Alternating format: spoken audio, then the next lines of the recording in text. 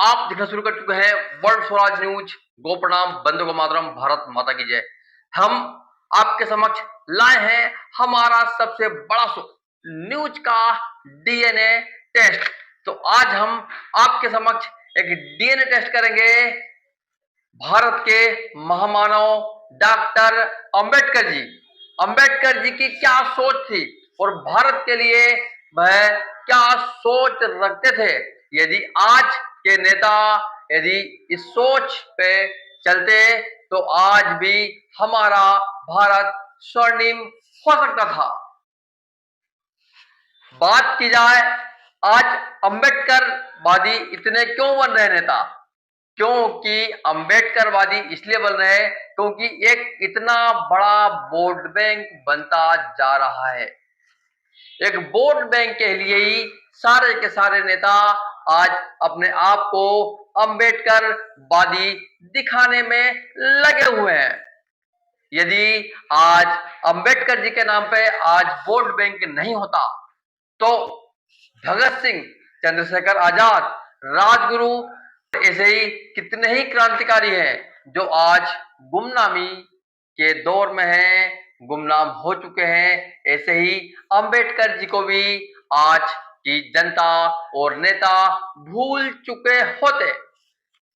यदि बात की जाए अंबेडकर जी की तो मात्र संविधान बनाने के मात्र 1.5 वर्षों के बाद ही जनता उन्हें भूल गई थी। जब अंबेडकर जी पहली बार चुनाव लड़े तो जनता ने उन्हें हरवा दिया और बीजेपी यह आज भी आरोप लगाती है कि कांग्रेस के द्वारा उन्हें हरवा दिया गया था। दो दो बार लोकसभा का चुनाव अंबेडकर जी का नाम लेकर चुनाव जीत जाते हैं, मुख्यमंत्री बन जाते हैं।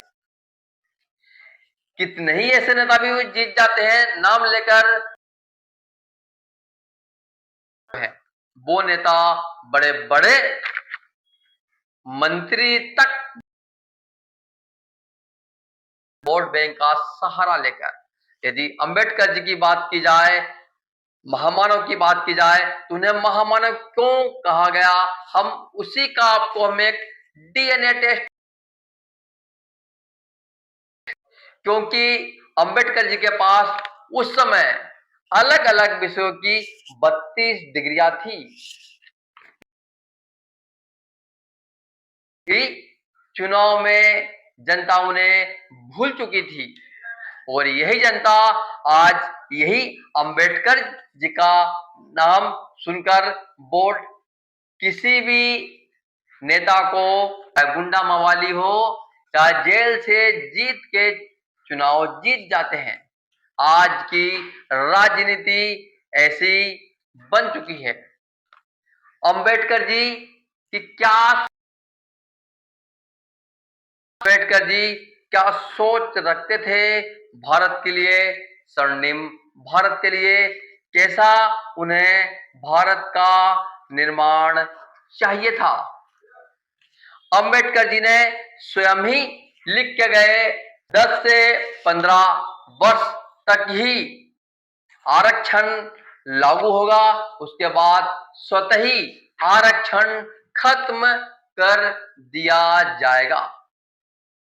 लेकिन आप वोट बैंक के चलते आरक्षण खत्म करने की बजाय बढ़ाते ही जा रहे हैं।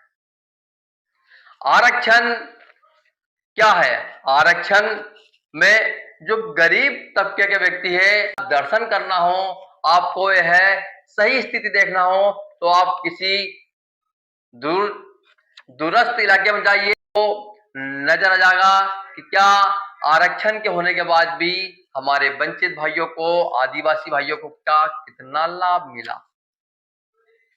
आज भी उनकी स्थिति बद से बदतर है।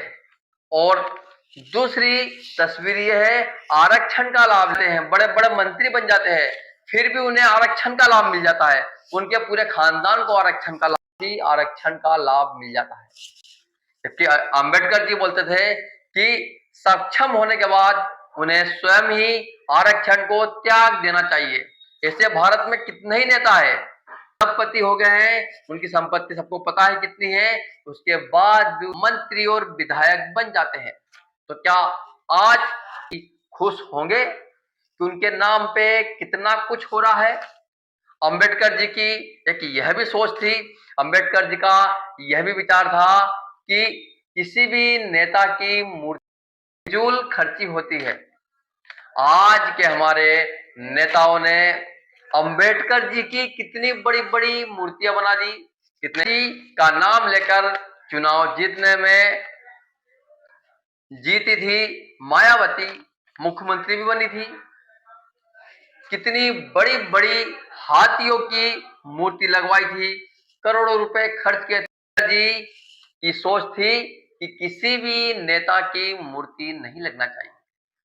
और दूसरी ओर एक बात है, एक ही परिवार की पूरे मध्य प्रदेश का एक छोटा सा जिला है हरदा, वहां की बात की जाए तो एक पार्क है, उसका नाम भी एक ही व्यक्ति के नाम पे है, नेहरू पार्क। एक स्टेडियम है, नेहरू स्टेडियम। होना चाहिए था भगत सिंह पार्क, आजाद स्टेडियम, लेकिन हम आजाद को भी भूल गए हैं, चंद्रशेखर आजाद को भूल गए हैं और भगत सिंह को भूल गए, चल पड़े हैं। रही बात गांधी जी की, तो एक इंटरव्यू में अंबेडकर जी ने यहां तक कहा गया था कि मुझे महात्मा गांधी के महात्मा होने पर भी संशय है, क्योंकि बाहर कुछ और दिखते हैं, अंदर कुछ और दिखते हैं। उन्होंने स्पष्ट भी किया था कि मुस्लिमों के प्रति उनकी क्या सोच है। इसी के लिए उन्होंने एक पुस्तक लिखी थी कि मुस्लिमों का भारत में क्या के विभाजन के भी विरुद्ध थे। उनकी इच्छा नहीं थी कि भारत और पाकिस्तान का विभाजन हो, लेकिन हो चुका था। विभाजन से, भारत पाकिस्तान के विभाजन से की थी। पुस्तक का नाम था, हमने कुछ अंश उस पुस्तक के हमारे साथ लेकर आए हैं, हम आपको वही बता। पुस्तक का नाम था पाकिस्तान पार्टीशन ऑफ इंडिया, 1945 में लिखी गई थी। लिखा था कि मुस्लिम देश के लिए वफादार नहीं होंगे। इसी पेज नंबर पे लिखा हुआ था कि देश की तरक्की में मुस्लिमों का योगदान कम होगा। पर लिखा था कि धर्म के पक्ष में अधिक होंगे। यदि दो बात होगी देश और धर्म की, तो धर्म के पक्ष में यह धर्म के ही पक्ष में होंगे। इस यह अंबेडकर जी की बात है और यह एक पुस्तक में लिखा हुआ है। और पेज नंबर 289, भाईचारा, मुस्लिमों के लिए भाईचारा एक बंद खिड़की के लिए है।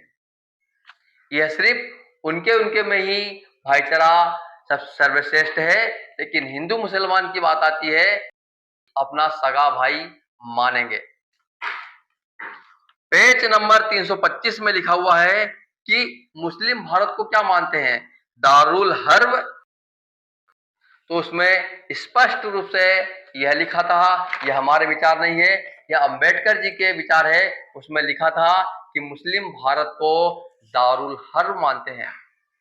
दारुल हर्ब का मतलब होता है युद्ध का घर। भारत को दारुल हर्ब मान लिखा हुआ है पेज नंबर 325 में। यह विदेशी ताकतों की मदद भी कर सकते हैं और विदेशी ताकतों की मदद ले भी सकते हैं। यह देख चुके हैं, कश्मीर में किसी के घर में शरण लिए हुए होते थे और कितने ही भारत के लड़ाके विदेशी ताकतों के साथ जा चुके हैं। और लोकतंत्र के बारे में अंबेडकर जी क्या राय रखते थे? गरीब देशों के लिए लोकतंत्र ठीक नहीं है। जहां पे शिक्षा, जहां पर अधिक शिक्षा हो, जो देश धनवान हो, वहां के लिए लोकतंत्र ठीक है, क्योंकि गरीब देश में होता जाएगा। भारत की स्थिति क्या है आज सब देख रहे हैं, अमीर और अमीर, गरीब पिसता ही जाता है। छोटा सा उदाहरण देकर आप समझाते हैं कि क्या स्थिति होगी। जीएसटी की बात कर लें, उस जीएसटी को पेट्रोल पर लागू नहीं किया, क्योंकि पेट्रोल पे लागू करते ही पेट्रोल की कीमत 10 से 15। सबसे बड़ी बात है कि आज देश की स्थिति क्या है, और भाईचारे की बात कर ली जाए तो आप देख सकते हैं बांग्लादेश में क्या कुछ हुआ। हिंदू मुस्लिम भाईचारे की क्यों नहीं निभाया गया? वहां पे स्थिति क्या थी? आपने अगस्त में तस्वीरें देखी होंगी, हिंदुओं के साथ क्या कुछ किया गया। और आज की बात कर लें तो मुर्शिदाबाद में क्या कुछ हो रहा है, क्यों हिंदू भाई वहां से पलायन कर रहे हैं। स्पष्ट नजर आ जाएगा कि अंबेडकर जी की क्या सोच थी मुस्लिमों के प्रति। न्यूज का डीएनए टेस्ट। तो अगली बार फिर मिलते हैं हम एक नए विषय के साथ हमारे एक इसी शो में, न्यूज के डीएनए टेस्ट में।